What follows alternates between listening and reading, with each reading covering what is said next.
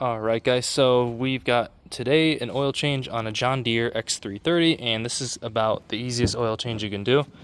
All you're gonna have to do is just open your little hood here, and there's no drain plug, but instead a hose with a little just picture on here. And basically all we're gonna do is just take this off and then angle it down, and then we're gonna drain the oil that way. And then it helps to just have a little bucket like this or something to catch it.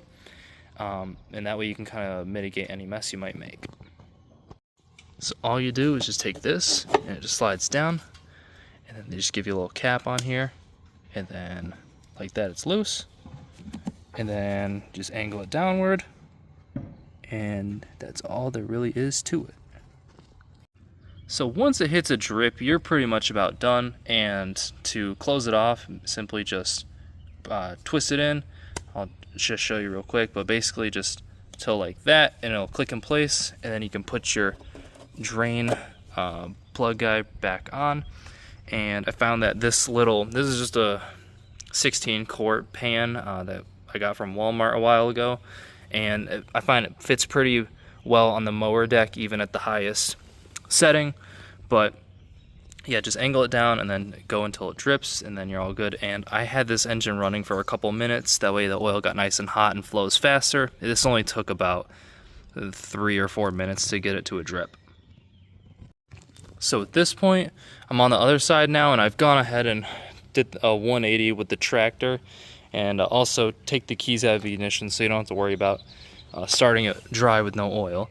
But I did it on this side because I'm at a slight hill, that way the oil kind of drains down. And I got a piece of cardboard here from the Explorer ST oil change, and that way it can just kind of flow along this cardboard into the bucket, and that way I kind of avoid making a mess. So I'm gonna go ahead and loosen this filter. It's probably gonna be on there fairly tight. I might have to do this off camera, but I will let you guys know. Alright, so you might have heard me say earlier that this should be a pretty easy job in oil change procedure on this lawnmower, but this gasket housing was bone dry, and the oil filter, well, I had to punch several holes in it to actually get it off. So this big screwdriver was really handy today. Just when you do it, be careful where you're actually punching down. So you don't want to like go in this way because you could break something. So just kind of like down and away from the actual housing itself. But with that said, there is no gasket on there. It's still on our oil filter, and this is our new oil filter. These are all John Deere parts. I just went to my local heavy equipment shop, and I think it was all 27 bucks for 2 quarts of oil and the filter. But this is the part number if you need it, AM125424, and I'll put it in the description for ease. So this is made in Brazil. This is probably a Wix filter, but like I said, it was all pretty cheap at the parts store. And there's also some instructions here, but biggest thing for these oil filters, just put a little bit of oil around this rubber gasket and only go hand tight on it. Do not Ronnie Coleman these oil filters on. It makes the job so much harder when you have to change it again. So that's what we're gonna do. And if you want, it's optional, but you can pre-fill the filter just a little bit of oil. You don't have to, but it's generally good practice, just not too much because it is horizontally mounted. So we're gonna do that, and then we'll get to the oil fill and check procedure. All right, so I've got this hand tight, and with oily fingers, I can still move it a little bit more, but that's all we need to do. We do not need to go any more. So at this point, also, by the way, oil type on this is going to be 10W30. I believe this is a synthetic blend, so half synthetic, half conventional.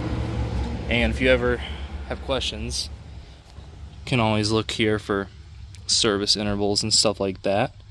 But yeah, after that, also you want to change this yearly or every 100 hours. The thing just said that on there with the little maintenance schedule. And I'm also just going to check over everything else, make sure we don't need to do anything like air filters and whatnot. But at this point, we're going to walk around here.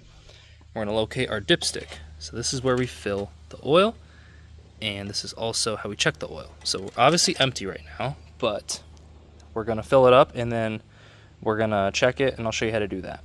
Alright, so dipstick is on the seat, and honestly you don't even really need a funnel for these, but basically just want to take it and then you just pour the oil. And with these little quart bottles you want to have them horizontal, so kind of like how I'm holding it now. That ensures the smoothest flow with this type of setup. And we'll go to this first quart, and I'll save you guys the time, so I'll get pretty much to the second bottle, and then we'll show you how to check it. And another good idea is to always shake up the oil, because these have additive packages, and over time when they just sit, they all settle to the bottom. So this just helps get all the oil blended and dispersed and get those additives everywhere. That way you get kind of like the best quality of oil. Alright, so to read this dipstick, basically after you've wiped it off, put it in and then just twist it till it stops. And then if you look on the right, that's the minimum, and then on the left that's the full, and we are at the minimum. This, if you see, there's a little bit of oil in the hole to the right, and we're just barely below the full line, so we are a-okay. And I'm at a little bit of an angle on a hill here, so we're definitely a-okay on here. But just to show you what I'm talking about a little more, just put it in like this and then twist it till it stops, and that's it. Then one last tidbit of advice, since the oil filter can kind of make a mess and drain, make sure that you didn't get any on the belt or in the mower deck, because if you go to start it up, it's just going to fling oil everywhere and make a huge mess, so we don't want to do that.